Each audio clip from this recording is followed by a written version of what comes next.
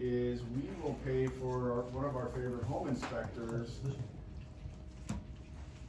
We'll pay for one of our home inspectors to come out and do a pre-listing home inspection so we can get any problem areas taken care of, little things, because buyers make mountains out of molehills.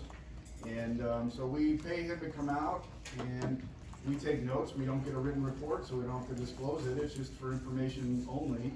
And so we take notes and we fix a lot of things to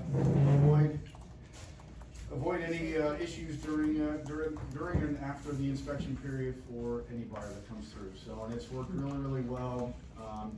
Homeowners go into their listing eyes wide open. There's no mystery on what type of condition their home's in, and it works really well for us, and our clients really like it. That's awesome, because, When doing that, can I ask? Great idea. When doing that, you probably get a discounted rate too, because they're not making a Correct. report, Yeah, right? yep. Yeah, we get a discounted rate. They come out, they spend their 2.5 hours, whatever it is. That's And, awesome. our particular one, we pay them a couple $100 to come out and do it, so. Is the homeowner gone when you have them come, so they don't, or do you? No, well, it's up to the homeowner, but we Just actually curious. like the homeowner to be there. yeah. So they can kind of see and understand and take notes with us, in order to tackle these usually minor issues. And sometimes major ones come up, which we have done and taken care of, and we disclose that it was taken care of. Right. But yeah, it heads off a lot of potential issues. Love it, because that's so often, you negotiate up front what the pricing is and the terms, but then all of a sudden you get the second negotiation with repairs, and it's where things can go a little haywire. So you're kind of mitigating that up front. I love it. Ines, I'm gonna call on you next, and you weren't in the room when I started this, but you know what your answer is. Oh, yeah. What are you doing for your clients that is above and beyond what most other realtors do? And you shared with me briefly the other day when I kind of threw this question out, but I'm also going to ask you to stand up, and although most people do know who you are, announce who you are, what team you're on, and how long you've been in the business. Yeah, my name is Inez. No. According to Doug, it's Inez Negretti. I'm on the Diana Anton Negretti team. One of the shareholders. Been with Regency since 2009. I've only been with Regency, which is awesome. Wow. And one of the things that I do is I put up Christmas, well, I don't put up Christmas lights, but I hire someone to put up Christmas lights for everybody that bought a house from me or used me to buy a house in December. And what's great about it is, like, I'm closing one next month for a buyer, and so they don't know it yet, but as one of my closing gifts is I will put up lights for them. So it's a way to keep in touch all year long, right? Because I remind them, they buy the lights, and then I have somebody to hang them. And so when it's Christmas time, assuming they celebrate Christmas, then every time they come home and they see the lights, it makes them happy, and I'm constantly getting text messages, with them in front of the house with their lights on. They put it on social media, and it just makes them happy. That's Makes cute. them Awesome. really I love happy. that. So that's just fun to do. So you just do it the first year, correct? Yes, just the first. Because otherwise you'd be broke. You're doing it for all your clients all these years, every Christmas. Yeah, Just want to clarify. Okay. yeah, so. That's cool. It's She really requires fun. them to sell every year. So. Yeah, so it's fun. That's great. cool. That's cool. So, excellent. Okay, who else has something that they do that's a little above and beyond what other realtors do that they will share with the group? I have something I'll share. So I have to stand up and do the whole thing. Okay. My name is Who are Doug you? Harris. I'm on her team. Not his, just hers. And what's the, How I've many been years? in, I don't know, gosh, like 24 years now or something like that in real estate. One thing that we do, and I think a lot of people are doing some form of this right now, but we've just gotten really good at being quasi contractors and home stagers. And my wife fortunately does the home staging part of it, but we do a lot of that. With pretty much every house that we put on the market has some form of staging and fix-ups beforehand. So I guess we're kind of a little bit doing what you are, taking care of some of that stuff initially. And we have a house right now that we're in escrow and we're closing next week. And I've had at least 5 neighbors approach me and say, oh my God, what you guys did with that house. Because it had huge trees, you could barely see the house, the curb appeal was blah. And for not that much money, we really turned this house around from almost like a fixer to a sought after house. Nice. And so it really helped them get much more for the So house. how much money did you invest, or did you have the client do it? Which way did you do it? The client pays for it. So yeah. you did it with the Except for client. the staging stuff, Aaron has most of that and does Okay, and then how much extra do you think you got? Had you put it on just as is versus where you put it on? $40,000-$50,000. Yeah, it was, you would have walked into that house and thought, oh my God, you know, it's gonna need a lot of work. Yeah, yeah. And for probably the 10,000 that we put into it, that's probably about what they got out of it. Awesome. Cool. Very good. Okay, who else does something that's a little outside the norm, a little above and beyond delivering 7-star service to your clients? Are there just a bunch of losers in this room? I'll Come go. on, I need some. Thank go. you, Molly. I don't know. I don't, they aren't losers. You guys are just shy. Well, I'm just thinking if really this is that big of a star service, so it's kind of piggybacking on what Doug said. Oh, by the way, I'm Molly Peterson. I'm on the Peterson-Zetland team. I also have only been with Regency, and I started here in 1996. So I've had my license for 28 years. Woohoo. I give my clients, depending on what they need, a gift card, like for $250 to Home Depot or to a plant store, a nursery, or to like Home Goods or something, so that they are part of the process. And then I tell them, you know, you can go and we'll do it together, and my stager will come with you, and we'll walk through the house and do that, and then you might see something that you like that you can take with you later. So just go buy that at Home Goods. Or if they need plants or pots in their front yard, then I'll have my gardener come, let them go pick the plants out, and then I'll have my gardener plant them for them before That's we awesome. go on the market. It's been pretty well received. That's cool. Yeah. That's cool. Yeah. That's excellent. I like that. And engaging them in the process. That's good. With a gift card. Anybody else? Come on, don't be shy. Thank you, Joy. I'm Joy Lane. This is my 4th year, and I am on the rent team. Sometimes, just depending on the situation, I've had like a housewarming kind of like block party or going away party for my clients with like a taco truck and dessert and drinks and stuff. And I've even just invited like all the neighbors, like come meet your new neighbors.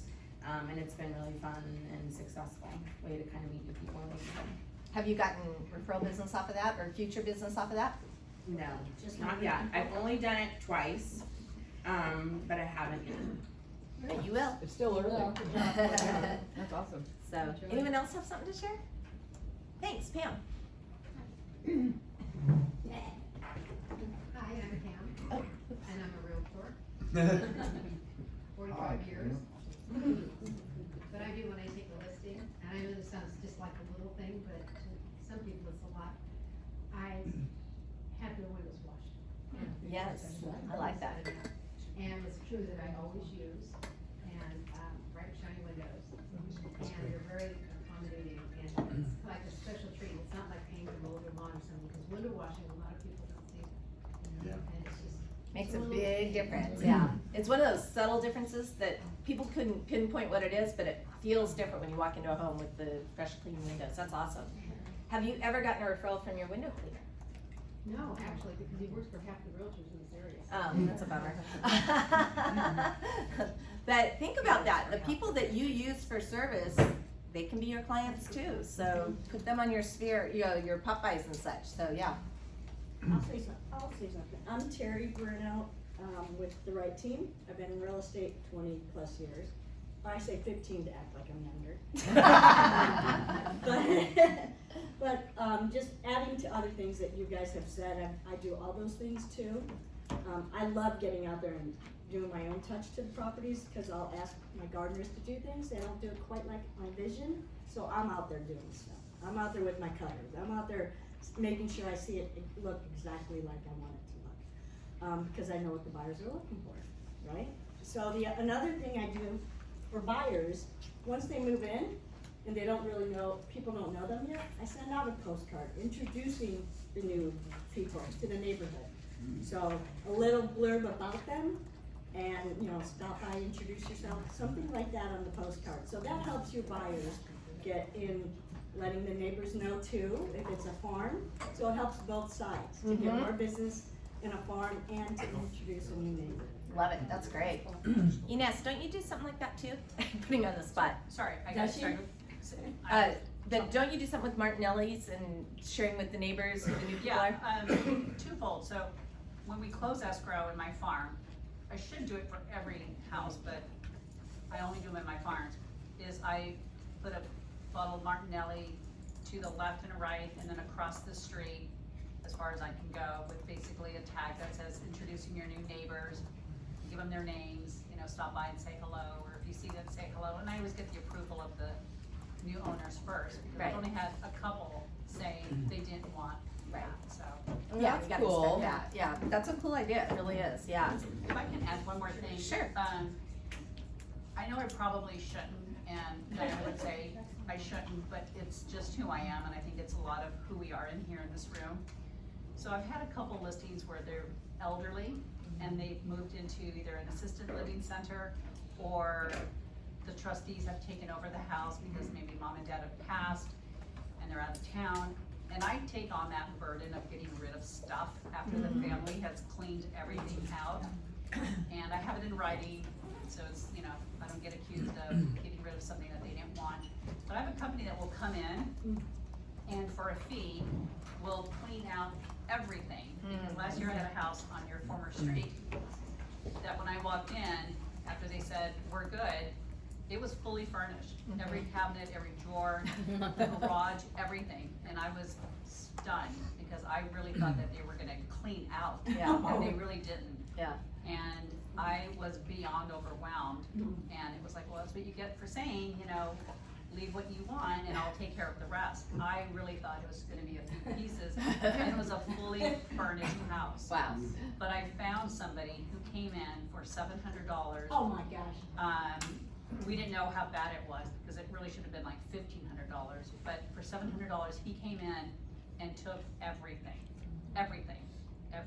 Wow. And then we had it cleaned, staged, painted and staged. Was it too much to do like an estate sale then, or not It enough wasn't stuff even, for that? it's not even worth it. Not even worth Right. anything, Something- It's not gotcha. even worth it. Right. It's a glorified yard sale. Right. You Gotcha. don't get hardly anything. Right, easier But- just to I haul like it. to donate to certain things first, I Yeah. like to go through there and get things from Yeah, pet but this center. guy came and then, you know, he gave the write-off, so I gave it to the client. But that way, they didn't have to worry about anything. They were in San Francisco, I took the burden off them 100%. They didn't have to do anything. That's And that That's goes a huge. long way. It does. And I've gotten 2 referrals from that. 7-star service, Yeah. that is, it's above and beyond, so that's cool. I got one more, she just made me think of it, but this same house that we're selling, so it was her mom's house, and mom is now in a nursing care facility, and so there's a big sentimental attachment to it. And I'm not so sure how well this translates to everybody else, but I happen to have a pretty talented daughter, and she can do paintings, and she's painting the house as it looked when her mom had it, and that's gonna be part of their closing gift of a Beautiful. painting to Yeah. the person who saw the Those, house. those really thoughtful closing Love that. gifts are huge, and, Oh, okay, that so- made me think of something. Okay, Beth, okay, one more minute. Okay, so, well, I was just gonna piggyback. I'm Ruth Bruno. I was on the right team. I don't know, what am I on? You were on the right I'm team? on the right team. Were. I'm like trying to think how long. 5 years. I was trying to think how many years I've been in. I think I'm on my 5th Angie, year. I don't know, do you want to change that now? I'll be quiet. Red team now? I This get how you get harassed noticed? This all is the terrible. time. I was gonna piggyback off of what Terry said, how she helped me with one of my very first listings, and the two of us were painting the front of the house. I'm like, I did not sign up for painting, and I knew I didn't want to do that, so I definitely hire painters going forward. That was my first listing, so. But I do kind of similar, getting the house ready like Doug and Aaron. Of course, I can't do the handyman stuff, but I do have a lot of resources. And then I get my clients boxes, and then That's if fine. they've been in the house for a long time, and I've known them, so I'm on their Facebook. I take all my staging photos, all the photos that from the MLS, and I put together a book for them. And then I call their family members and say, send me pictures of you growing up in the house, and then that's the end of the book. That's pretty And then the very, very end, it's my thank you to them and a picture of the sold sign with me, And everyone that I've done that to has loved it. Oh, yeah. So it takes a lot of time, Yeah. but when they've lived in the house for 20 plus years, I think it's pretty cool. That is very cool. You need to share one of those at our team meeting. Okay, so I know there's more ideas out here. If we have time, we'll bring them up at the end. And see, you guys aren't losers. You have a lot of winning ideas. I knew that. I just had to get you spurred along. Okay, so I want to start this little introduction with a story. So one dark, stormy night. You have sound effects? No.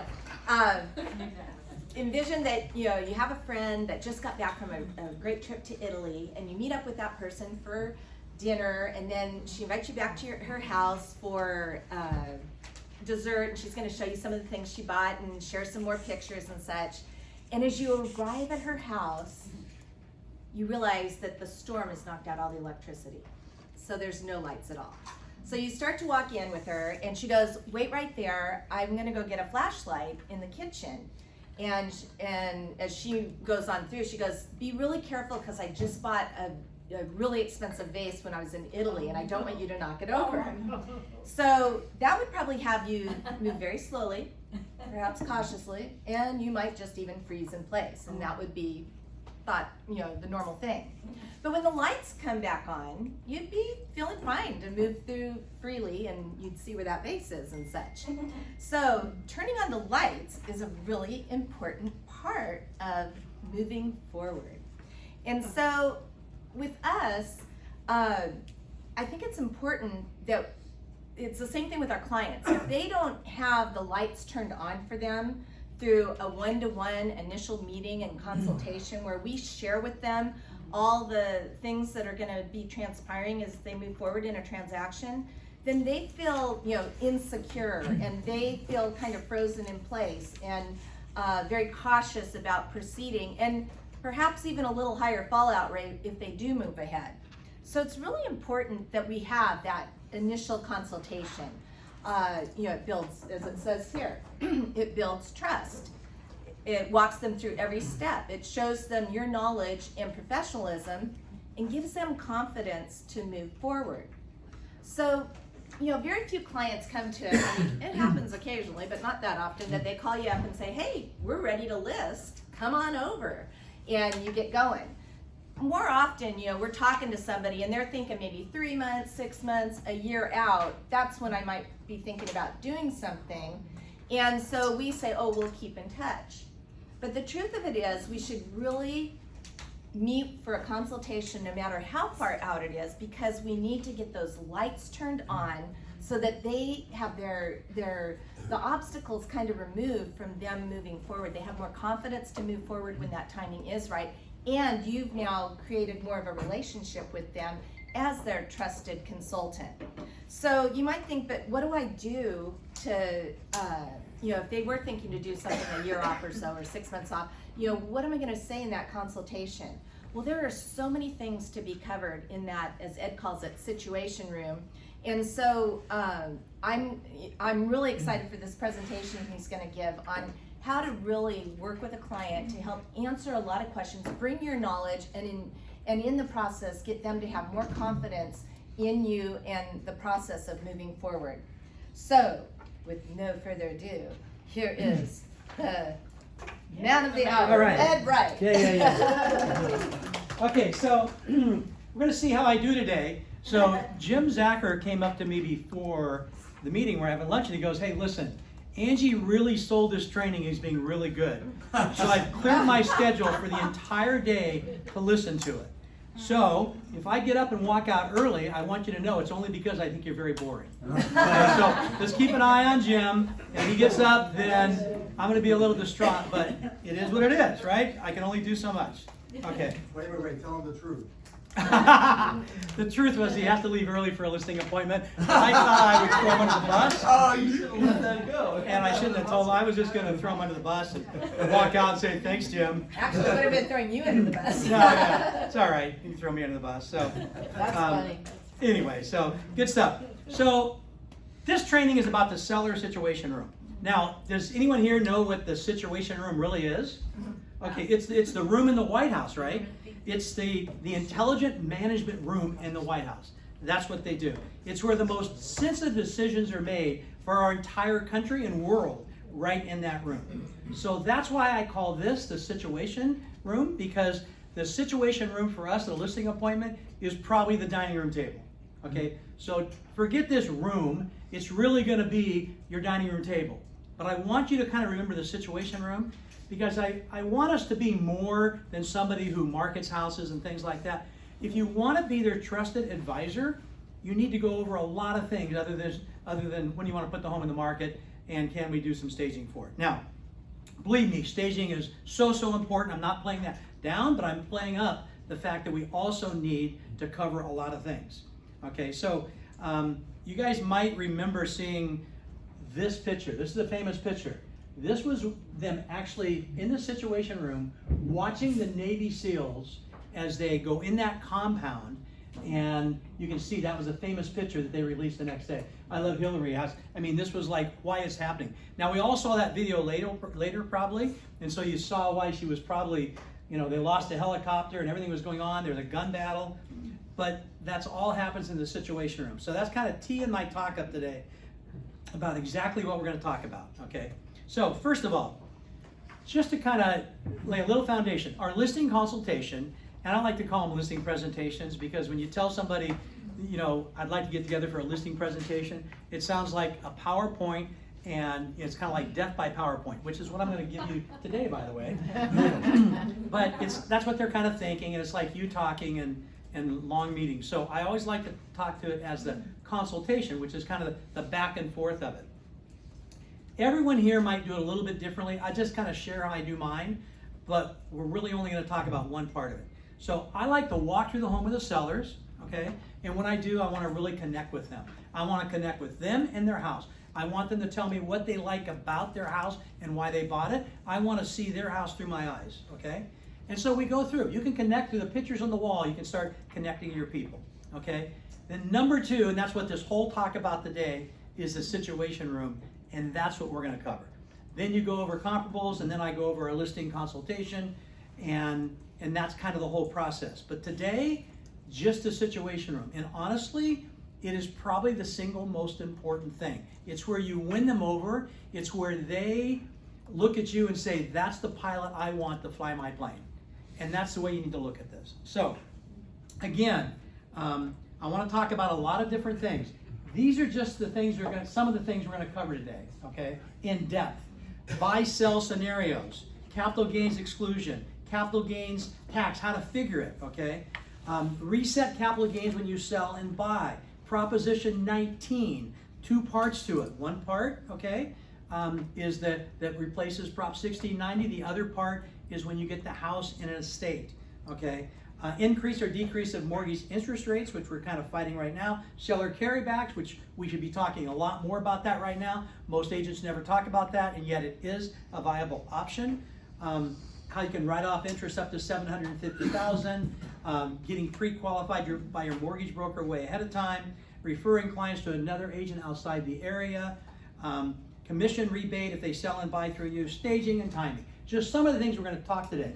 But how we're going to do this is, I'm going to go through some of these things and lay the foundation of what we need to know. And by the way, Angie, why don't you hand the handouts right now? These are handouts for that you can, use with your clients. All these things on the handouts here, you should know without having to refer to them. Okay? This is really what I would consider basic 101 residential real estate information that you need to know. Okay? So, but we're going to go through 3 scenarios that I put together with 3 different clients, and we're going to kind of role play it. Now, I'll role play it unless somebody else wants to do it, or somebody wants to assist, they can do that too. I'm not going to pick on anybody though, because I always know how I used to hate that when they did that to me. Okay, so let's start off with going through some of these. Okay, the sell and buy scenarios. We have a sheet that I put together. You guys are welcome to use this. This is for our team. A lot of times you go in the house and you talk about when do you want to sell and when are you thinking of moving, and then you go right into your listing presentation, and that's what you're doing. There's more to it than that. Did you know that they may want to buy before they sell, or they may want to sell before they buy? And if you go and just talk to them as if they must sell before they buy and there is no other option, you're not a good agent. Because I can tell you, there was a study done years ago by over 1,000 people that closed escrow that were buyers and sellers. And they asked those people, what do you want from their agent? What do you want from your agent? They didn't say trustworthiness, they didn't say honesty, because that's just expected.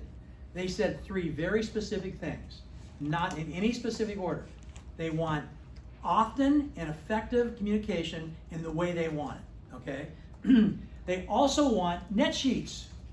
Believe it or not, they want net sheets. Now, if it's a buyer, that comes from the lender, but if it's a seller, it comes from you. If you're doing listings and not giving net sheets, until I heard this years ago, I didn't always give net sheets. But can you imagine going to sell a home and not telling people how much they're going to take away from the house? Isn't that kind of a big deal? Okay, I think it's a really big deal. Some people base on what they can sell on, not what the price is, but what they need to go somewhere. Okay, so net sheets, okay? And then, you know, the third one, and here's the one that I think is so, so important. They want options. They want options. You don't tell the buyer, you know, or a seller what they should do. You got to sell before you buy. Now, when you sit down with them, in most cases, I'm going to tell them that it can be difficult, you know, to buy before you sell. First of all, nobody really wants your offer, especially in a market where you're competing with a lot of offers in most cases. So, but you don't want to tell them that. You want to give them the options. When you go out and show a property and you think that they're going to write an offer, you don't tell them what they should write an offer at. You don't tell them. You give them options. And then after you give them the options, they want your opinion. But they don't want your opinion until they get all the options. By the way, aren't we all the same way? Mm-hmm. We're all the same way. No matter where we go, we want to know all the options. And then, like, I went to a doctor, you know, a long time ago, and I actually had cancer, which was no big deal. They took care of it, prostate cancer. I'm all fine now. But I asked the doctor said, well, you can do nothing. You know, you can and just wait it out. Number 1, number 2, you can have radiation. Number 3, you can have surgery. And so he explained all the different things. I said, I want to know all about them. He explained all. I said, now I want to know what you would do if this was you. And he said, I'd do surgery. So, but I wanted to know all of them. I didn't want him to tell me, okay, you should just have surgery. There's other things you can do, but just have surgery. Okay? Same thing. That's what our clients want. Okay? So again, on these buy-sell scenarios, use this sheet and know this sheet so you know what they can do. Because there are ways they can buy before they sell. And of course they can sell before they buy. But there's positives to both of those. You know, obviously if you sell first, then all of a sudden you're either going to have to move to a rental unit, which you probably need to cover with them, or buy another house, okay? Obviously if you buy first, that's great because now all you have to do is sell, but it's going to be costly. You're going to probably have to pay for 2 homes for a while, potentially. Or you need to get a swing loan, which again means you're paying for two homes at the same time. So again, these are all the buy-sell scenarios, but make sure that you know all of them and don't just walk into a listing and tell the person that, okay, so obviously you sell before you buy. That's not obvious. It might become obvious, but you got to go through that process. So that's the buy and sell. So capital gains exclusion. There's another handout for that right here too. You can look at that. We need to know this. If you don't know this, you must know this because this is a big deal. Okay? It's one of the greatest write-offs we get. If you live in a home as your primary residence for 24 of the last 60 months, need not be consecutive, just 24 of 60 months, you get to write off $250,000. Unless you're married, you get to write off $500,000 of gain. That is a really cool thing. Really cool thing. So, and you can reset this on your next house. How many times can you take this exclusion? Anyone know? Every 2 years. Every 2 years. You could do it in 20 years, 10 times if you wanted to. I've done it twice on homes that I've had over the years, and you can do it many, many more than that, okay? Now, there's a bipartisan bill before Congress right now, and this is exciting stuff if this happens, and I think it will. It's to raise this limit from 500, from 250 to 500, and from 500 to $1 million. It's bipartisan. Bipartisan means it'll probably work. Anytime you have a bill that's going to Congress and it's not bipartisan, probably not going to work, okay? But it's bipartisan. Not only is it bipartisan, it is also gonna raise the limit to $1 million per couple. It indexes it for the future. This original bill that we have right now was a major tax revision done in 1997. It used to be a long time ago. I mean, Pat and and Jan will remember this and stuff like this, and some of the older agents, that we used to have to only get $125,000. We had to buy equal to or greater again. We had to put all the money in the next house, and they threw all that out. And they said now you get up to $500,000 per couple to just write it off. You can do it every 2 years as long as you live there 24 or 60 months. Okay, so it's really cool. But they didn't index it. So this was a huge write-off in 1997. But in 2023, this is not a big number. So not only are they going to bring us up to date, okay, they're going to index it in the future. So I think this will happen. I just Googled it about a week ago, and it still hasn't gone through all the committees yet. I think it's going to happen, okay? You can start talking to your clients right now because it came out from CAR about a month ago that there was a bipartisan bill. But of course, you can't tell them it's going to happen. We don't know when it happens. Is it going to be retroactive? Is it going to be only like next January or right when the bill passes? We don't know. My guess, retroactive to January 1. Okay, just my guess. So there you go. Later I'm going to show you how to figure out capital gains, because it's something you should also know, although that's an accountant thing. We need to know enough. Can I just ask a quick question? Yeah. You said retroactive to January 1. Do you think if it passes this year, it'll be retroactive? I think it could be. And that's what they usually do with bills like this. Because when they start talking about these bills for a while ahead of time, they don't want people to wait and wait and wait.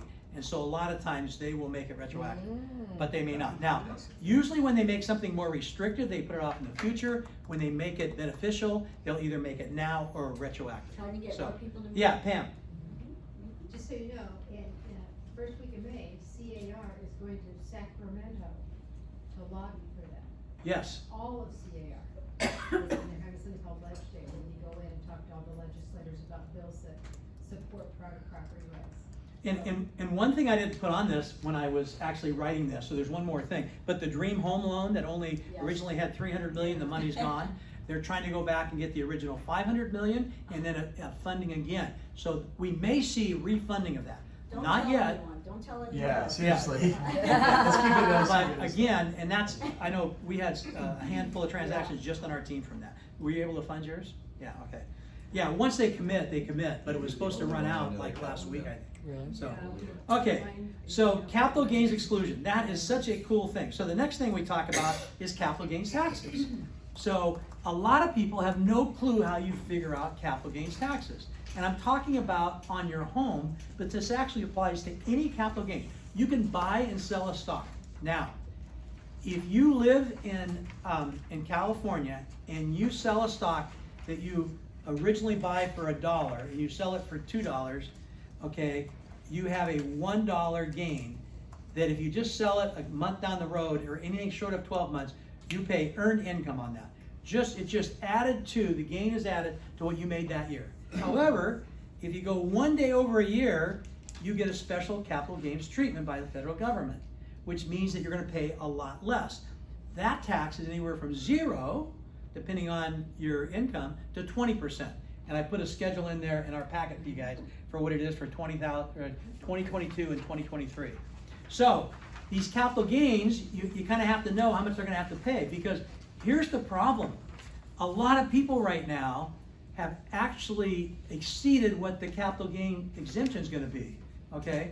So the Whitakers on our team, they had a house and they bought it a few years ago, but it had gone up so much, and they came to me and they said, well, gee, we're already like at this, 500,000 or pretty close to it. I said, well, you can reset it by selling it and buying something else. So they did. Now they've reset it, okay? That was before we thought it might go up to $1 million. But in any event, they liked the home they bought. It all worked out. But they reset it, okay? And they were able, because they were 55, to move their tax base over, which we're going to talk about in a minute too.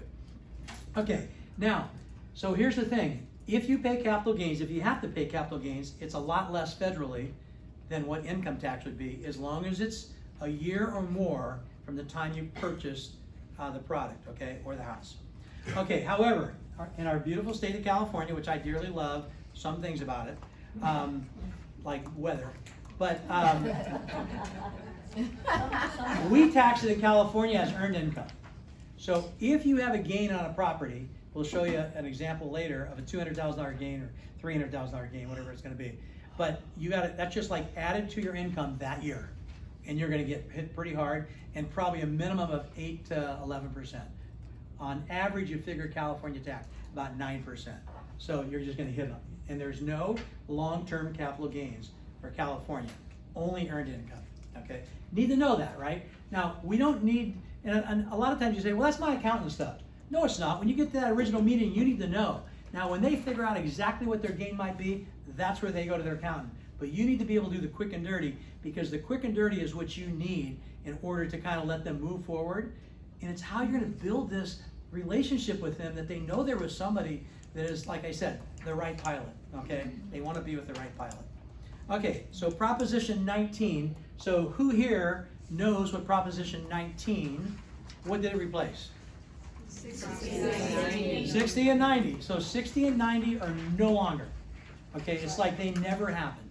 Okay, so understand that. Don't come, a lot of people say, well, I know there's 19, but how about 60 and 90? 60 and 90 were literally wiped out by 19. There's two parts to 19. Okay, I think they're both good parts, but some people would say the good part and the bad part. Okay. Some people think that part 1 is the good part, okay, because it's pretty simple. If one owner is 55 years old or more, or if you're disabled, or you've lost your property in a fire, those 3 areas, you can transfer your tax assessment to another primary residence. This only goes from a primary residence to a primary residence, anywhere in California.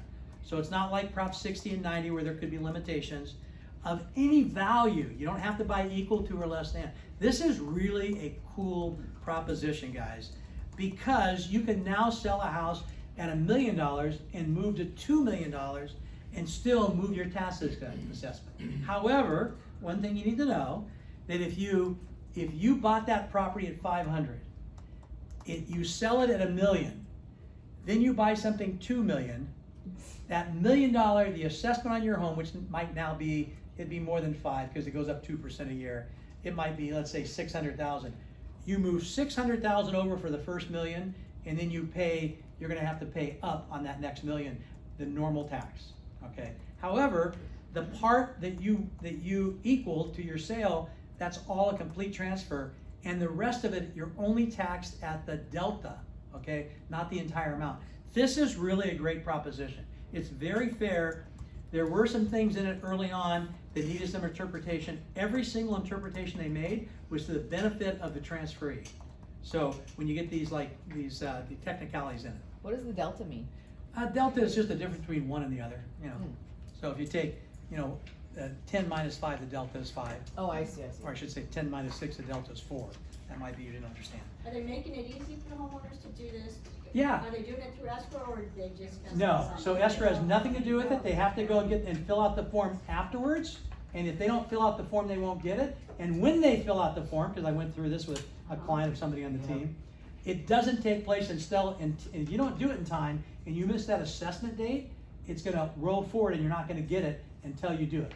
Again, and there's a 2-year fuse on it. So from the time you sell, you have 2 years to buy something, okay? So Ed, Yeah, having done that, there's a form you fill out, but it takes forever. And when you do it, take the number, and like I just called in because it's screwed up. yeah, so I didn't know you were here when I was talking about you, but which was okay, because I really don't care. No, but when they did that,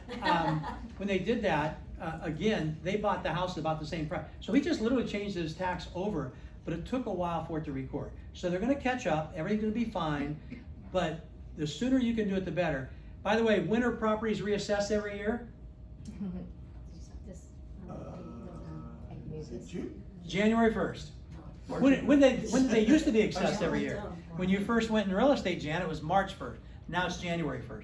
So anytime you buy a home after January 1st, which you always do unless it's on January 1st, it's not going to be reassessed until the next January 1st.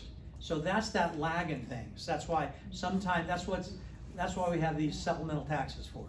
So, yeah. So Oh, that's why they come so much later. Yeah. Just to clarify, if a client is gonna use the Prop 19, we don't have to notify escrow? No, it has nothing to do with escrow, but you notify your client. They must talk to the assessor and get the form afterwards, and then you'd be happy to help them fill it out. It's fairly easy to fill out, and it's critical that you fill it out correctly. Does it, I mean, off topic, I know that, So that'd be a good video to do for them. just say it this way, does our escrow have that paperwork? Because I know. No, but Lisa does. Yeah, I Lisa know, can but do it. when I You can see- go on the website, the assessor's website, and download it. It even has forms you can fill in, or you can actually have the form sent to you. But I would have the form sent to you and take the time, and I would highly recommend your client sit down with you and fill it out. It's nothing that you can't help them with, No, I know. but it might be something that they can do. There, I work with an escrow company though that does, she offered to help them with it after. You're right, like, we could too, but. Yeah. Yeah, I mean, here's the thing, if you can't do it, because guess what? You're the person that becomes the important person in their life.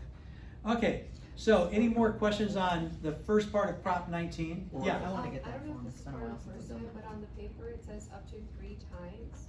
Yes. But without limitation for properties destroyed. So I have a seller that I sold her condo in Aliso Viejo and she bought a home in Temecula.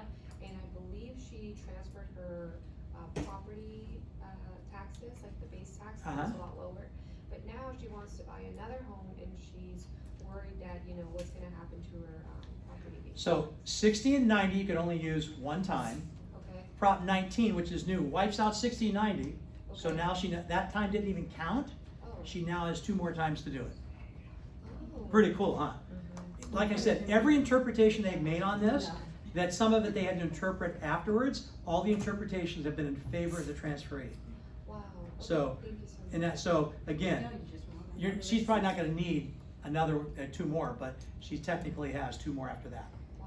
Yeah, Okay. pretty cool. Awesome, thank you. Okay, now let's get to what might be unpopular from some people, and that's the second part of Prop 19, and that's that is the taxation of inherited properties.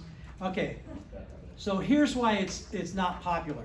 Okay, it's not popular if your parents passed away and gave you a property, and you'd like to keep it for a rental forever, and now you're not going to be able to, because you're going to be reassessed unless you or it's given to a grandchild moves in. I believe, now this sheet only says from parent to child or grandchild. I believe, don't quote me on this, I believe it's also can go from a child to a parent or a grandchild. So if a child that was 45 years old died early and gave that property to the parents, I believe that, but it doesn't say that on here. But I believe it's up or down, because I know when it used to be able to transfer your tax. You know, when you do a grant deed and there was somebody on the property that was either there, it could be the kids, parents, or grandchildren. Molly? I'm doing one right now on inherited property transfer, and the grandparent died, the grandfather died, and the grandson is buying the property. Yes. The grandson was not in the inherited part of the trust, the parents were. Right. So the house actually is in the trust under the siblings that are the dad, the brother, and the sister. They want the son to be able to transfer the taxes to the grandson. You can't do it unless the parents are dead. Right. So yeah, that's right. Yes. I didn't know that. I thought you could just do it to whoever, but because they're in the trust, the way the trust is held, they can't do it that way. And you'll see why this comes up. In fact, one of our situations today that we're going to throw out will cover that. But you need to know that. Yeah. Now, what we don't need to know are all the little exceptions like Molly found out there, because our clients don't really expect us to know that. Probably our accountants don't know that either. We can go and find that out or ask somebody who's smarter than us about that. But the basic part of Prop 19, the basic part of our capital gains exclusion, we need to know the basic part of that. I got a call from somebody in the team who's moved out of state since. It was Stephanie, a couple of years ago when she was here, and she goes, I can't believe it, I just sold a home and we're like 4 months short of the 2 years and there's a big gain on it and they want to kill me. I said, oh, okay, well, I might want to kill you too. But I said, well, where are they going to? They're going to Texas. I said, why are they going to Texas? We've got a job transfer. I said, aha, you're going to be okay. Okay, because if you travel more than, I think there's a mileage, you can look it up in Google. 46. Like 6, what is it? 46. 46 miles further than what you are right now. For the job, then you can do it 2 years short but the 2 years short only give you how much you're short. So let's say it's 1 year and not 2 years, you get half of that, okay? Half of that exemption. There's more than covered that, and they couldn't have been, when I gave her that information that night, and she called back and I sent them the article, that I Googled and said, look at this, talk to your accountant, this isn't my advice to you, this is what I pulled up, I think you're gonna be okay, but do not move forward without your accountant, endorsing this. And of course, talk to the accountant the next day and say, we love you guys, okay? So Long story again, short, she's alive, right? yeah, she's still alive. Actually, somebody else killed her. No, I'm kidding. She's more than alive. She's great. So there you go. Okay, so let's talk about creative finance. Now, creative financing has really I think, kind of a bad air about it. And maybe it should be at sometimes, but there are some good ways of creative financing I think are good. I've put together a sheet here that I think covers a lot of things on here. Like seller carrybacks. Let's say you have a house, or let's say you got a house and maybe an estate, and all of a sudden this house might be tough to sell. But they don't need the money. They actually are just gonna invest the money in something else. And right now they can go and maybe get a T-bill at 4% if they're lucky. Or maybe they could carry the financing back at 4 or 5%. Who knows? Maybe even 6%. And they can do a carryback. And maybe the buyer's coming in with a big down payment. I do recommend that, because I do some property loans myself, and purchase money loans, my key is loan to value. I don't want stuff more than about 70%, usually 60%, but maybe up to 80% can be pretty safe. But you don't want somebody coming in with no down, having them carry all the paper. That you don't want to put your clients into. And they need to know what their rights are. Their rights, they're the lender. If they don't pay, guess what they get? They got to foreclose and they get the house back. There's no guarantee that when you buy a home by purchase money, you're not making a guarantee you're going to pay it back. You're making a guarantee you're going to pay it back or they get the home. It's either or, it's not both. Okay? So, and it's not your choice, it's their choice. So loan assumptions, not a lot of loan assumptions out there. Now, if you call your lender and says, is this loan assumable? In most cases, the lender will tell you yes. But what they're not telling you is the buyer will need to qualify and we will update the interest rate, okay? Which means that it has no benefits, really. Yeah, that's okay, however, what is the one loan that's amazing to assume? Pat? Yeah. What's it cost? It used to cost, I think it's pretty, $45. And all you do is fill out a paperwork, okay? And then they get that form. We just have a transaction on our team that one of the agents is buying a property and they're assuming the VA. And it's 2.5%. I mean, VA financing is typically about 0.25% under our best stuff out there. They got it when it was 2.5% at 2.25%. Have to be a vet? Yeah. No, Oh. no, not to assume it. However, the vet will lose their eligibility until that loan is paid off. There is an exception on that though. If the vet is being displaced by the military, okay, not like they're out of the military, there's an exception for that. But forget that exception, you don't need to know that. Bottom line, your vet loses that eligibility until that loan is paid off. They can have one loan at all times, not more, okay? So. And that goes with school loans. I found that out on one of mine. He never paid it off. He thought it was paid off. And when we were doing our VA loan, he had to quickly pay off that school loan to get his house loan. So there you go. It's weird it didn't come up in the credit report. So loan buy downs, if you have a person, now loan buy downs aren't magical, but there is a sliver in the market that they work. If you have a buyer that cannot qualify for homes they really want, but they feel like they can afford it, the seller can buy the rate down. Now, if they're gonna have to buy the rate down, it's gonna cost $20,000 to do that. They're gonna want $20,000 more for their home, right? That's probably understandable. Okay, but if that's the only way to get the home and they need a 3-1 buy down or a 5-3 buy down, whatever it might be, those are possibilities. So educate yourself a little bit with buy downs, that if they're close, normally your lender is going to be the one who says, it will say that, but bring it up. Your lender might not even think about it. They just give them a pre-qual at X amount and they pre-qual them up to an $800,000 loan and you're looking at a home to where they would need $850,000. All of a sudden you do a buy down in the rate, which means that they can now, their ratio will qualify for that home. You need to have it in your quiver. Okay, it's not something you're going to use a lot, but you need to have it in your quiver. Explain what the 3-5. Yeah, so the buy down just means the 3-5, it means how much is going to be bought down and for how long. Okay, but you don't need to know that. Just know there are buy downs available if your buyer is close to qualifying for a home, but they can't. talk to your lender about a buy down. Don't need to know everything about them. You just need to know that they're out there and they're possible, okay? Now, the next one I want to talk about is trades. Trades are, I've done only 2 of these in my life. They're the easiest transactions I ever did.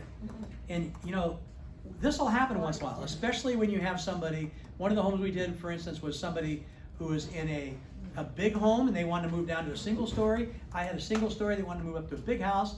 So guess how you do trades? You write 2 offers, and that's really cool. What's the only one problem? What? Move day. The only one problem is moving day. The trucks have to pass each other on the way to each other's house. But short of that, it is contingent upon that closing, that's contingent upon this closing. You're double ending 2 transactions, and they're wonderful. Don't not think about that. I had it happen twice in my life. Had I not thought about it, I wouldn't have had 4 transactions 2 different times. Okay, and by the way, when you do that for people, it's kind of like genius. I got this genius agent. Okay, so okay, the last one I want to talk about here is AITDs.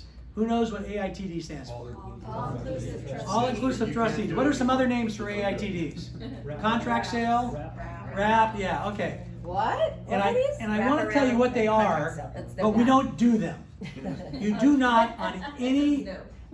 I will never tell anyone to do an AITD. And I'm going to tell you what they are, and then I'm going to tell you, by the way, are they against the law? They are not. Okay? They're not against the law. Now, as an agent, you might get sued and you could be liable for telling them that, not giving them all the risk. And there are attorneys out there that wouldn't be attorneys that I'd respect a lot, but they'll write paperwork that could even protect a seller or a buyer, mostly a seller. But in the end, stay away. Isn't it Stay away. defrauding the lender though? It might be defrauding a lender, it depends, but you may not be defrauding a lender. But there was a time when we talked about it a lot. It was Yes. in I know there was. a Yeah. lot. And that's why creative financing got such an ugly Yeah. stigma. Yeah. So like for instance, now, could you do this with, a parent to a child or something like that? Maybe. So here's what you have, and here's when they can happen right now. You have a loan that's 2.5% out there, okay? And a buyer wants to buy that home. And if they buy that home with that loan, the lender's still gonna be the borrower's still gonna be on the hook, the seller, right? Okay, but, the seller might be saying, listen, I'm buying my next house all cash. I'm good. I don't need another loan. You can take over my loan. But here's what happens. All of those notes in them have what's known as an alienation clause or due on sale, same thing. Which means that if the lender finds out, they can accelerate the loan, foreclose on the home, okay? And you gotta get another loan, the borrower does, the new buyer, or you're out, okay? What they do to try to keep this secret is the buyer, let's say for instance, I'm the seller, okay, and Ruth is gonna buy my home. What Ruth does, she makes the payment to me every month, and I then make the payment on the underlying loan. That doesn't mean that the lender won't catch it. There's a lot of different ways they can catch it. One is a simple records search, because you're gonna wanna change the grand deed. Now I know you can put a memorandum of grand deed on there, where you don't transfer the grand deed, and there's only a memorandum saying there's something else on that, but we haven't transferred grand deed. Look at how much that buyer's hanging out there. Yeah. So, Right. unless somebody disagrees with me, I want you to know what they are, and I want you to know that when your client brings them up, just let them know that I could never, ever, suggest one of those to you in today's climate. Well, and Ruth has no guarantee that you actually pay the lender. Exactly, you could be pocketing all that money and then it's going Then you get bankrupt. foreclosed. No, Yeah. so why would anyone even do it?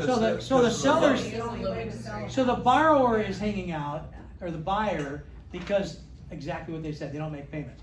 The seller, okay, of the property can be hanging out because their credit can be ruined. They're still on that loan. That person stops making the payment. And then if they go to buy another loan, guess what? They've got 2 debt ratios they gotta cover. The one house and the next house. And the next lender probably, they look that up and they find out that you've got an AITD, probably won't give you a loan on the next property. So Well, just and- stay away from it. And if the buyer would stop making the payments, could the previous seller even foreclose? They don't have ownership in the. No.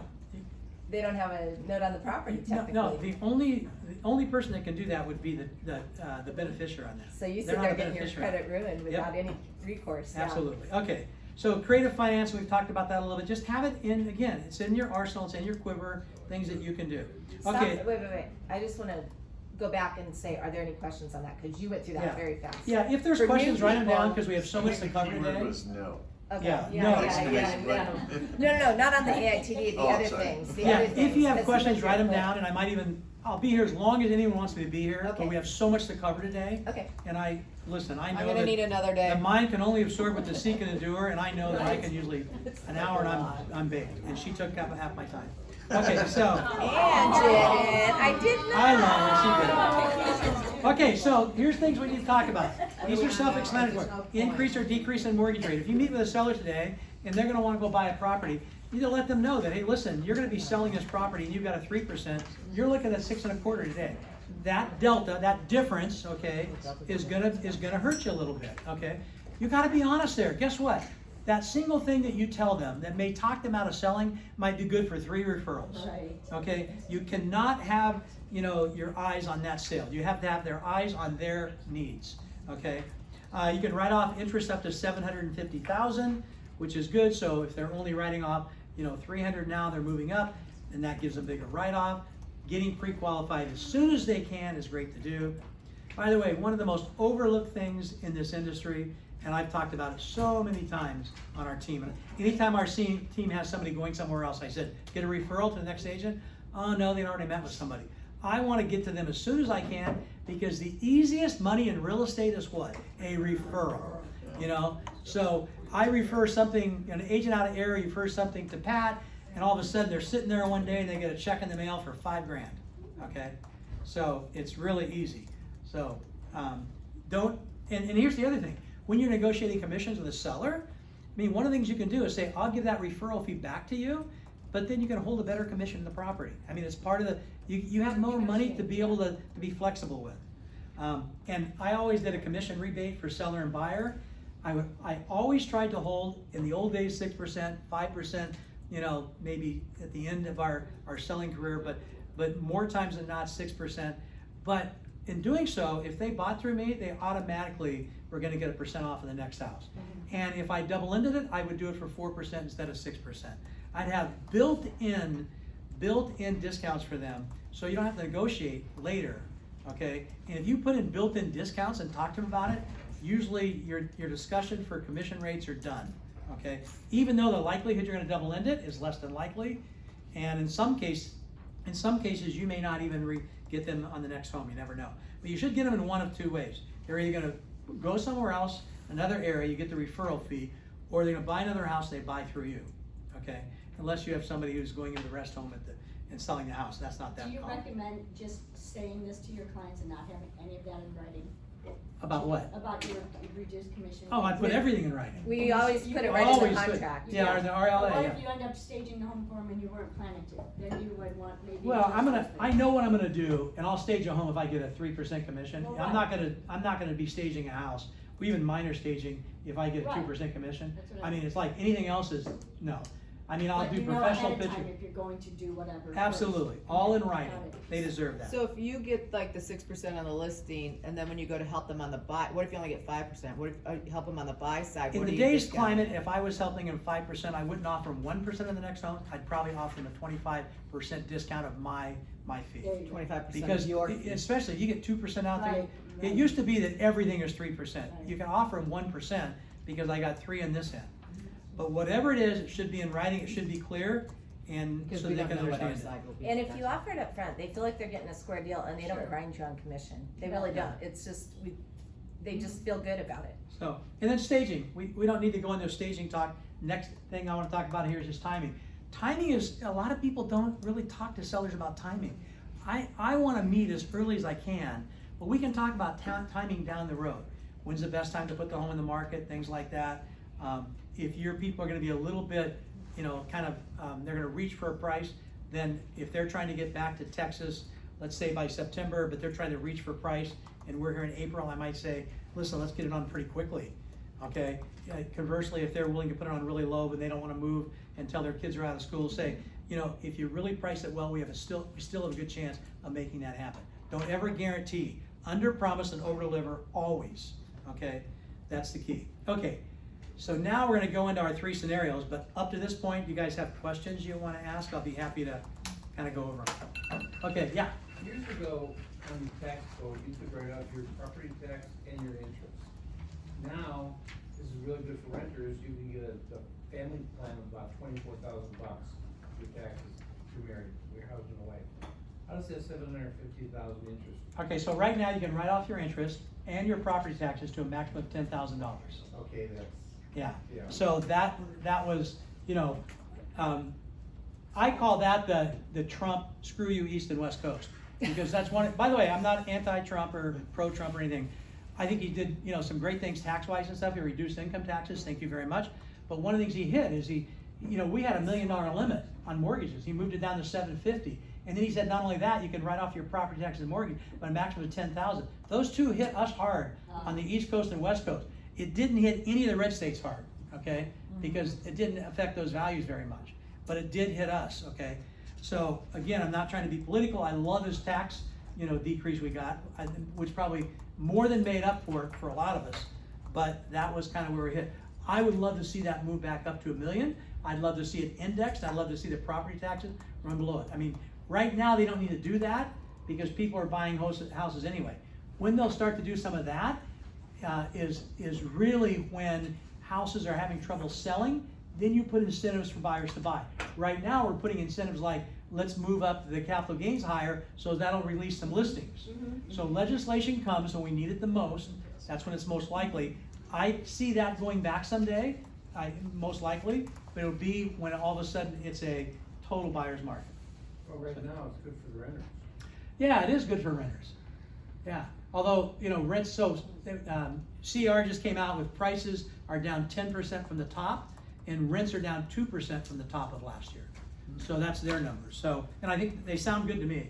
I mean, that makes sense. And I think they're pretty good about reporting the facts. Yeah. Anybody else before we head on to the actual stuff? Okay, so here's what we're gonna do.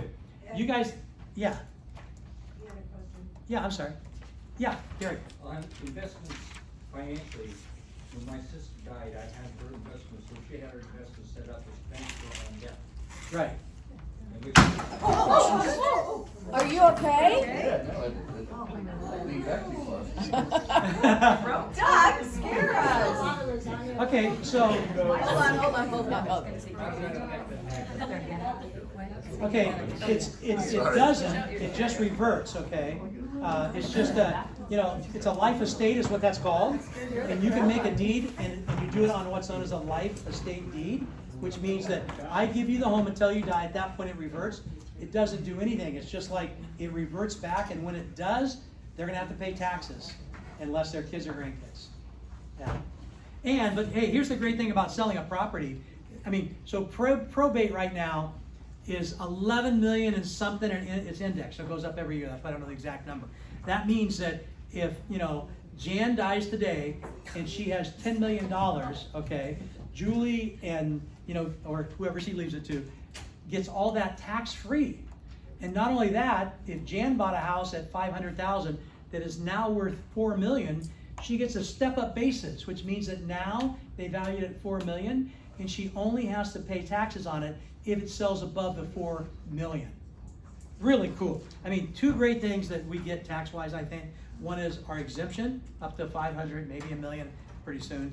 And then this estate tax with no estate tax up to 11 million, and that is indexed, so it increases every year. Bring it down to like 1 to 2 million. Yeah, They're but, looking to do. So well, we'll won't see. happen now with this Congress, that's for sure. And I don't think that's gonna happen. There's been talk about that, but I don't think that's gonna happen. I think what they would talk about is, Biden talked about doing 5 million early on. And that could affect people. So, but I think he's gonna have trouble doing that, okay? But who knows? Again, that's a political thing, I just don't know. Okay, so we have 3 situations here that we're going in. Okay, husband and wife, 65 years old, both have retired and live in Mission-Viejo home for 30 years, okay? They want to sell their 2-story home worth $1.5 million now and move to a single-story in San Diego where they'll be closer to their grandkids. I'm making this up, but it's one number. You're saving my life. They have looked at an open house in San Diego, and they think they can buy what they want for $1 million in one of 3 55+ communities they like. They owe $200,000 on their home, so the goal is to buy the next home all cash with the proceeds of their current home. They purchased their current home at $500,000. Okay, so there we go. So here's what I want to talk about these guys. This is where we get into this, okay? I'm going to want to talk to them about, first of all, sell and buy scenarios. You want to buy first and sell first. Obvious thing we need to talk to them about. Because they're in a situation that they could probably have a swing loan. They're going to buy the next one cash anyway. Do they have any additional funds liquid that they could buy right now? Do they want to buy first or sell first? So clearly a buy-sell scenario, okay? Then how about capital gains exclusion? Do we want to talk to them about that? Oh my gosh, do we? Oh my gosh, do we? Because they've got major capital gains problems. That's the last thing we'll talk about today, is how to figure capital gains. Okay, so those who don't like math can leave early. Okay, but if you want to see the math, you can stay for it. So capital gains, not only capital gains taxes, but what they must pay. Okay, you can give this handout that you're going to have, so not only capital gains, you have that exemption of $500, but you got more. So you're going to have to pay something. What's it going to cost you? Now, I'm not going to tell them what they're going to pay, but I'm going to give them the sheets that give them the index. And based on your income, between 0 and 20% federally, plus they're probably roughly 9% state, that's what they're going to pay. So you can tell them what that's going to cost them in taxes. Because we're so used to moving primary to primary with no taxes. But with all the appreciation we've had lately, that is something we need to redo. Now, the next thing I want to talk to them about, which is a good thing, is guess what we're going to do though? When you buy that next house, we're going to reset your capital gains. Because once we pay this, now the next house you buy, okay, let's say you decide to sell it someday, it doesn't go on death to your kids or something, now you've reset it at least. So now you start this all over. Or if you stay where you're at, it's just going to continue to, if prices go up, accumulate and be even more, okay? Another thing, if I had this exact person and that's their gain, I might say, I would probably tell you, if you can pause a little bit, I'll try to keep you updated almost daily on where that bill's at. Because what I don't want to do is I don't want you to sell this house and not have that $1 million instead of $500,000. Because that would exclude your entire gain, okay, if this bill does pass. See how we can really connect with clients and how we'll be a hero if we can go through this stuff. Now, Prop 19 is going to be really easy. We're going to do the transfer of their property taxes, okay, it's in California to California. By the way, Prop 19 only works to California, so if they're moving to Idaho, it doesn't work, okay? Only California to California, okay? In other words, both properties have to be in California. Can't be Idaho to California or California, Idaho. California, California. Yeah, Doug? For Prop 19 for them, they bought the house originally at $500,000, so that's where their basis is at. Yeah. They're We're gonna buying- cover all that in just a minute. Okay. Yeah, so I'll come back to that. Like I said, some people don't like that stuff. Oh. Okay. Okay, so how about, let's refer this agent to San Diego, right? This client that- Absolutely. Absolutely, you kid, let's pick up the phone. Let's get a 25% referral fee. San Diego. Or go to San Diego, okay? That's okay. Hey, they only have 3 areas they want to look in. How tough can that be? Okay, we go to San Diego. But to Are they deal with still the buyers, Sandicor in San Diego, I think? Yeah. A little tougher because it's Sandicor, but you can still do it, okay? So much And then we want to talk about staging, always want to talk about staging. And, staging is, I'm not going to go into talk on staging. Are you going to completely remodel and try to get the value out of it? Are you going to put some, lipstick on a pig? What are you going to do here? Are you just going to clean up or, it just depends. But you give them the options. You might say, listen, if we put $40,000 into this property, I think we can get you $60,000 more out of it. Is it worth doing? No, you're just gonna pay more in Because taxes. here's what I might say. I might say, hey, Donna, here's the deal. You need that $1 million. Okay, we don't know when that's coming. I can't guarantee. If you have some time, if you could get $40,000, put $40,000 into it, I think we can get you 60 more. It might be worth it to do some remodeling here since we're kind of waiting anyway, right? Just an option. Now they might say, I don't want to, hey, I'm too old to start going. Hey, understand, totally understand. But it was your decision, okay? Referral to San Diego, we talk about staging, and we talk about timing. Timing's a big deal here, right? Because that might be changing. All of that. Okay, so that's seller number 1. You can see how all the things that we can talk about. And before I go to a property, I'm gonna wanna have all these things down, and I would probably list them just like I did here. All these things that I thought about when I looked at that scenario. Because you don't wanna know the scenario before you go. But I'm gonna have that, write it down on a cheat sheet on them and say, I wanna make sure I cover every single thing on here with them. Okay? because this is what they need. Now, as a real estate license, we don't have to do any of this stuff, but what makes us great instead of okay. We don't have that sheet, Ed, right? Pardon? Your cheat sheet, we don't have that No, one. but if you want, I'll give you one. You want to look at it? Yeah. Yeah. So, yeah, you can look at this, or anyone wants one of these sheets, I'll Well, be you do happy in to- essence, it's kind of the outline that you're following. Yeah, it's actually the outline. In fact, this sheet you do have in, where is it here?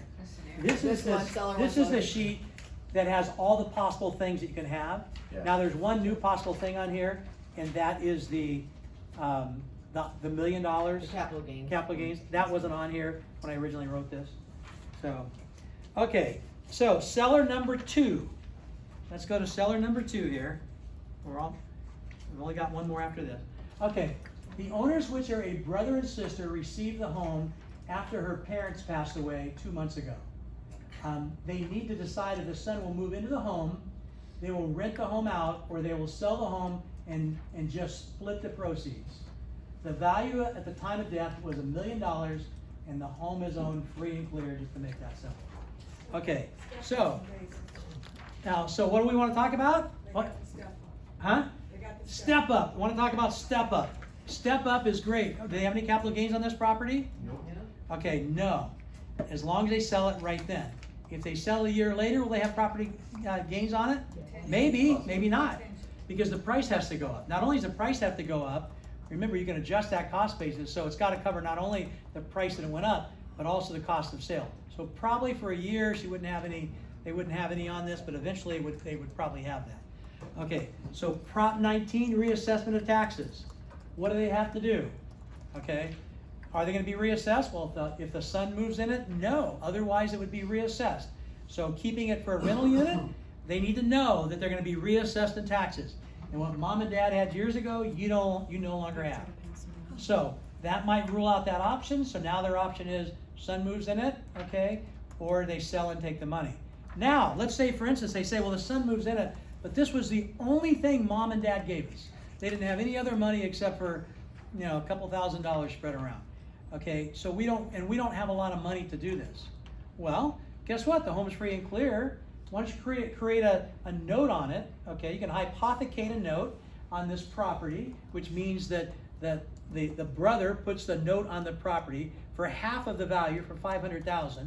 Okay, and he then makes payments to the sister. Okay, now would that note be for $500,000 most likely? If that's what the note would be, it's $1 million property they got, and they get half and half. Would it be a $500,000? No, because you have to deduct the cost of sale, because that's what they would net. So if you have, let's say for instance, that they are actually going to net $950 at the sale, then the note would be for $475, half of $950. Okay? Because remember, same thing you need to do in divorce cases. By the way, I don't have a scenario of divorce here, but anytime you have a couple and one person is going to get the home in the divorce, remember that other person who's leaving is leaving you with all these capital gains, and they're taking half of your exemption with you. Okay? Be careful. Need to look at that, right? I always point that out to people. Good or bad, no matter what it is, it might kill the sale for me, but good or bad, they need to know about it. Okay?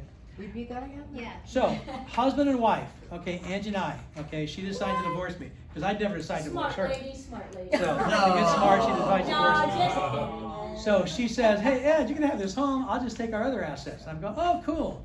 And then someday, I sell the house. Guess what? Now I have I have $250,000 exemption, is all I get. And yet so I'm getting stuck with that gain. Okay. Plus, if you're gonna do something like that, they always need to deduct the cost of sale before you split so you're splitting proceeds, not value of the home. Okay? Did that Now, make sense? that doesn't mean you can't do it the other way. I'm just talking about if I'm trying to mediate fairness. By the way, when you work with divorced couples and they have a divorce and this is not, hey, what sales we have right now going on? We have divorces, we have job transfers, and we have estate sales. We don't have a lot of move up and things like that. We have some first time buyers too. Okay, but so when we have that, and I'm talking to a divorced couple, and the husband wanted me to come in and meet with the husband and wife, and guess what? The wife probably has her realtor too, right? Okay, I'm just picking it because they usually go with the same sex. So I go in there. What I'm going to talk to them about is that I'm here to represent both of you. And if I get this listing, I will represent both of you 100%. By the way, the rules of the road are, don't tell me anything that I can't tell the other, that your wife or your husband. Everything you tell me goes to them, but listen, we're on the same page here, and I'll tell you why we are, because you're trying to get the most you can for your property, so this is the one thing you guys should agree on, okay? And let's not make the house the fight. Let's, and I don't talk about it like that, I'd soften it a little bit and say, Right. we're together on this. This is the one thing that we're gonna work together on. Maybe you work together on other things with kids or things, but I know that my goal is that we all work together on this. Getting the most we can for this house is in everybody's interest. And what's most important to wife, what's most important to husband, I wanna know what they are. I want you to tell me what they are in front of the other person, okay? So that everything's on the table. By the way, that approach almost always wins over the other party, because you've taken away what they don't like, you know, which, and now, unless the other party is looking for their person to kind of side with them, Right. and if that's the case, let's say in this case, the husband will never go with that agent because they can see that a mile away, okay? Okay, so we talked about helping them buy another house, okay, because they're gonna need another house. Capital gains and the step-up basis, we talked about that. And then also staging and timing, again on this, okay? Okay, let's do, any questions on that? We'll do one more. Uh-oh. Where's your backspace there, hon? I need the back. The arrow. Oh, no, I got it, I'm good. You got, I'm yeah. good. so you Okay. got it right. This one, a 32-year-old husband and wife with 2 children. This is actually our son, just a few years ago. 32-year-old husband and wife with 2 children that are 3 and 5. They've owned their condo in Rancho Mission Viejo for 7 years and want to buy a larger home in Rancho Mission Viejo. They'll be their forever home. They purchased their condo for $500. The current value is $800. They wish to proceed or to purchase between 1.4 and 1.6. Their current mortgage is a balance of $300,000 and the loan is at 4%. They'll use the entire proceeds from the sale of their home to buy their next home. All this was true on theirs. The only thing is they got a 2.5% rate on where they're going. So when we talked about interest rate differential, it was a good thing, not a bad thing. Okay, for a while it's gonna be a bad thing. So we're gonna talk about them about sell-buy scenarios? Absolutely, buy first, sell first. Guess what they did? They decided to buy first, okay?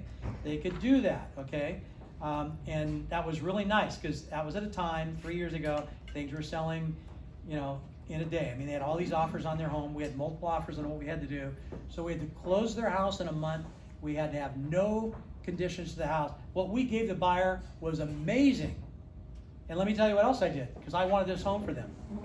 I'm an agent, right?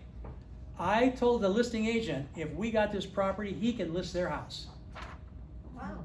At 2%, okay, you're gonna list it at 2, we'll offer 2.5, at, I'd want 1.5, I think it was, but he farmed this area. He loved that. Guess what? We got the house, okay? We got the house. The other thing we did, just a little trick that you guys might wanna do, you walk in the house, and you're looking at the house, and you should know that you're being video cameraed. There's a video camera, and everything you say is gonna be there. I told them before we went that's part of our buyer presentation, walking through the house, okay?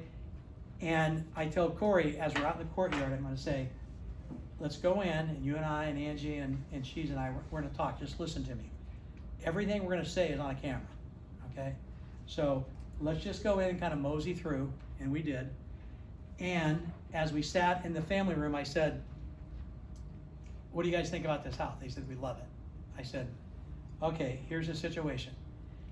You know, there's only so much you can do. We can make this transaction really sweet for the seller, okay? And by the way, this house just is just done so beautifully. It's everything you guys want. They couldn't have done it better. You can just see the love in the house itself. You can see that they had 2 little girls. You can just see, this is a happy home. Isn't this kind of house you want to move into? But we have a number. Your number is 1.4. That's the most we can present. We can't present a penny more. That's the asking price. In this market, we may lose. But hey, we'll offer them to close it in 10 days, all cash, close the thing, and they don't have to do anything. No repairs, no nothing. And if hopefully that's good enough, that maybe if somebody comes in higher, but if they counter us, there's nothing we can do. You gotta make up your mind right now. You can't buy it. So don't get your heart broken. I can't guarantee it's gonna happen. We presented the offer. Guess what? Multiple offer, we gotta accept it. And we were told later that their offers, they were higher than ours. Now, we never asked the question, did they watch our video? We don't know. But I do know this, I can probably ask them, because every one of my kids' birthday parties, these people are at along with their kids. When Corey has an open house, invites the neighborhood, he still invites these people back. They're personal friends, okay? We created that friend relationship with them. I could probably ask them, Dan and Lisa, right? I'll ask them next time, did you watch us on the video? Now, conversely, on Corey's video, they're watching people walking through the house. We had several offers in the house, 2 were almost identical. It was so hard to separate. Guess how he separated them? By the video? By the video. By the video. And guess what separated them? The rudeness on What they video? said? No. The one guy said he liked his sports teams because he had banners in his office. Oh, he Oh my And he gosh. liked Ohio State, Chicago Bears, and he goes, Attached to something. that literally broke the tie. That helps. That's Are funny. you kidding? Why do you do it though? I mean, it wasn't because they were light green or dark green or pink or purple or anything like that. It was because they liked the sports team. You know, it came down to almost like a flip a coin. And Wow. in your stories, I use it all the time before I Yeah. get houses. Okay. Okay. So one more thing on Because this. they Okay, so what do we talk? Buy, sell scenarios, capital gains exclusion, all their money gonna be exempt. How great is that? Right off up to $750. When they bought this house, guess what they're gonna get? A $750 mortgage on it, which would mean you can take your mortgage up on that, get more of a write-off. Delta was 4%, now they can go down to 2.5%. They'd already met with a mortgage broker.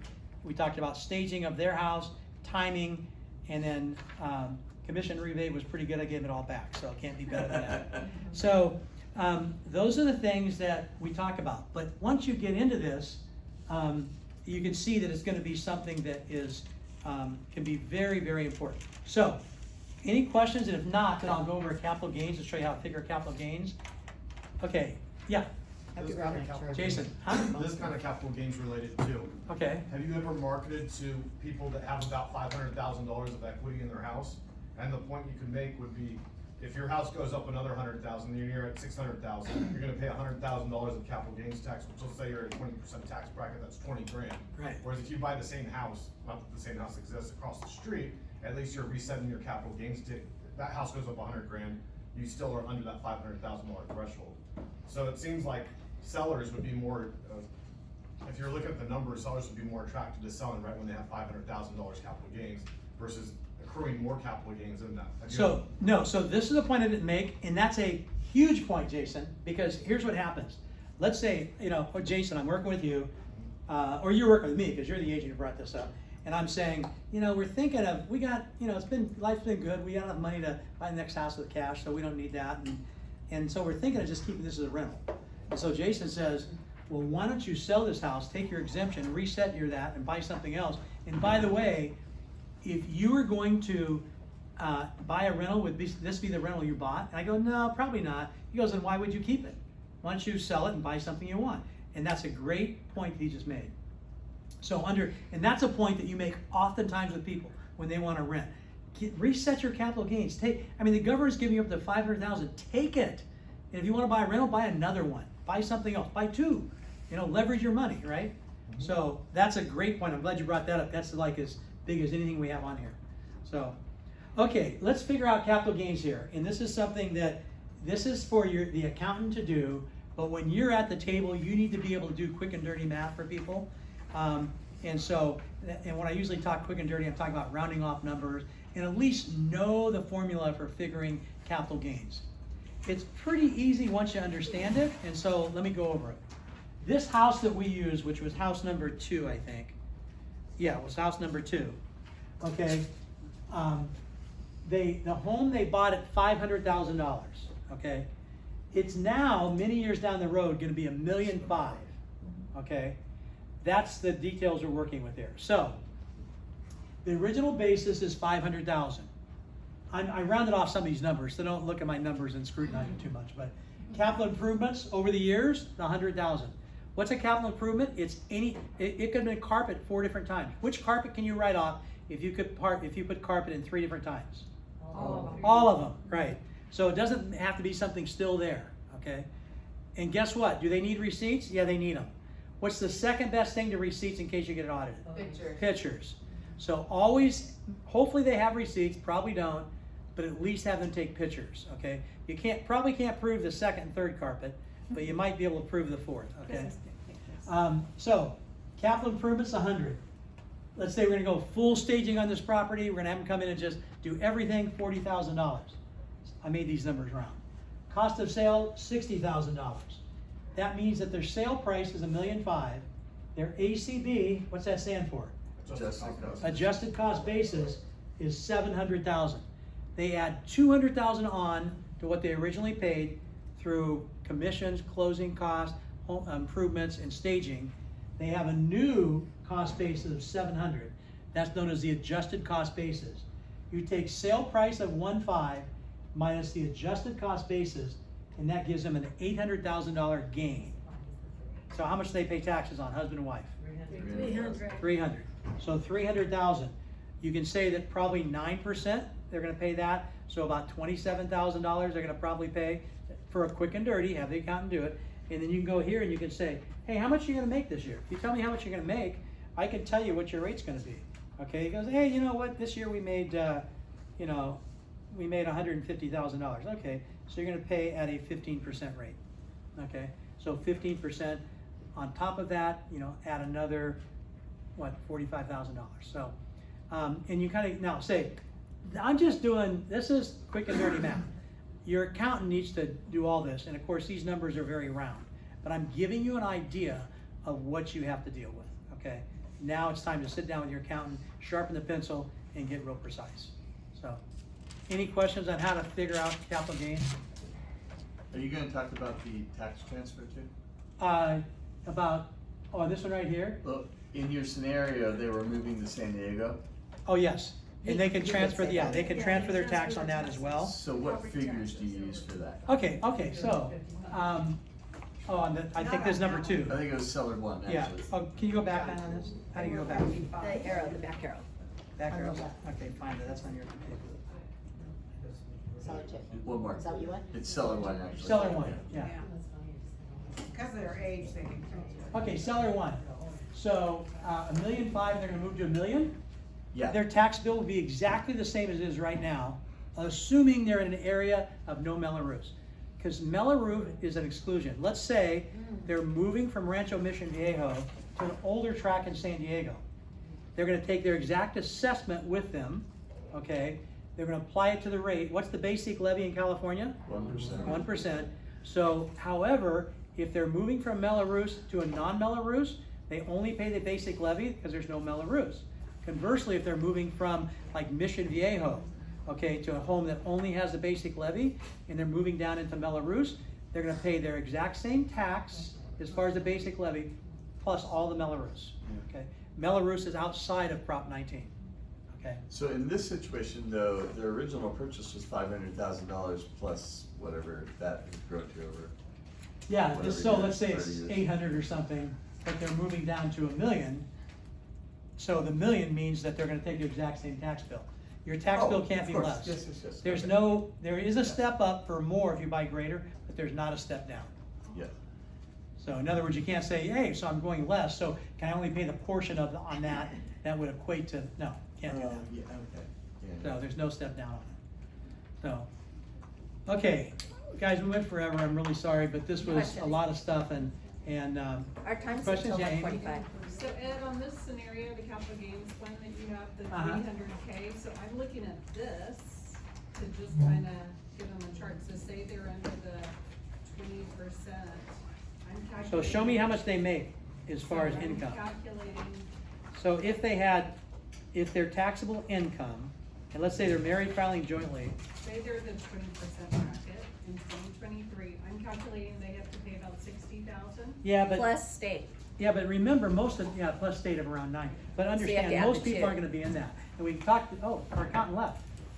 So, sorry, he could have given us some real good advice here, but, Most people are in the 15 year set. yeah, most people are gonna be in the 0 to 15, percent. So, yeah, 20 is, you gotta make over 459,000. Actually, over 517 is singles, is married. Yeah. So, yeah, 15% rate and 9, so 24%. That means they're gonna pay roughly a quarter of that 300,000 in taxes. Yeah. Plus the 9 for the state? No, that's, he That, was that, adding that it. includes Oh, 15 sorry. plus 9. So, and again, that's kind of rough numbers, so they're close enough to kind of do some planning on. So, anything else, guys? More questions? We have a couple more things then. Okay. All right. Thank you, Ed. Thank you. I didn't use your little question mark. Have you guys heard of the golden rule? What is the golden rule? Who has the gold makes the rules. You're wrong. He said he who has the gold makes the rules. Exactly. Do unto others as you have unto you. Have you heard of the platinum rule? He who has the platinum makes the rules. No. Ed, you're cut. No, do unto others as they would want done unto them. And I think Ed's really shown a good example of that today, because it's a matter of people don't know what they don't know, and so by us educating them helps them make more educated decisions and things that are good for them. So when we go in as their consultants, we want to be kind of their educators and their sympathizers and their empathizers. And help them make those best decisions for themselves. So not just living by the golden rule, but the platinum rule, and really helping them make the best decision, what's best for them. And like Ed demonstrated, sometimes it's talking them out of making that sale right now, and sometimes it's showing them you better get moving for whatever their scenario is. So I think that's a really, really great presentation, Ed. Thank you. A little quick though. I had tough time keeping up with how fast you spoke. You're as bad as Corey. Nobody's as bad as Corey. Okay, so have you guys ever, just a couple last few little tip hacks type thing. Have you ever had an email or a text backfire on you? Yes. Like with a client, yeah. So just a friendly pro tip reminder, emails are to inform, confirm, or get people on the phone, and text. Don't sell or try to close via email or text. That's just not appropriate.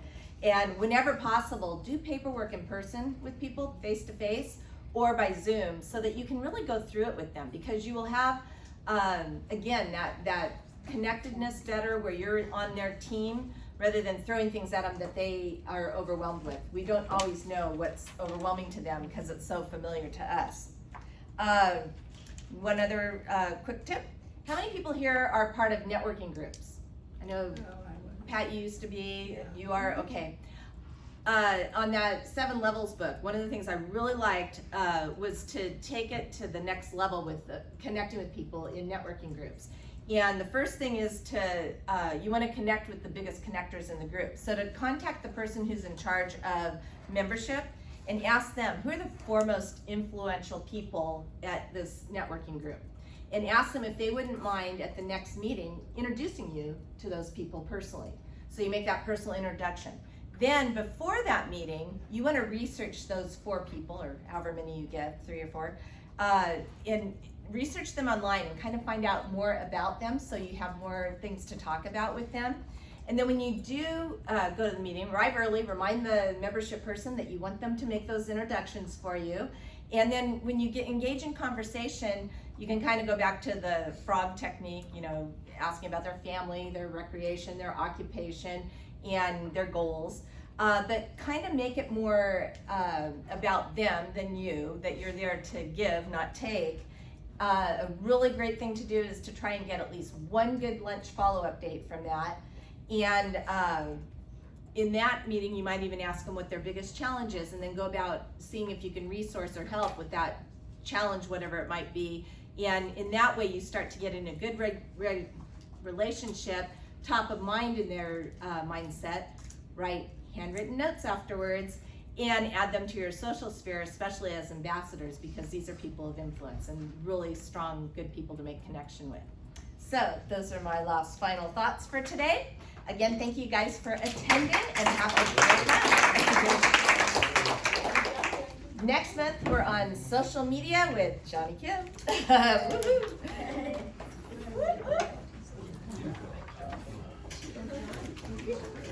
All right. Okay. Should I turn that off? Yeah.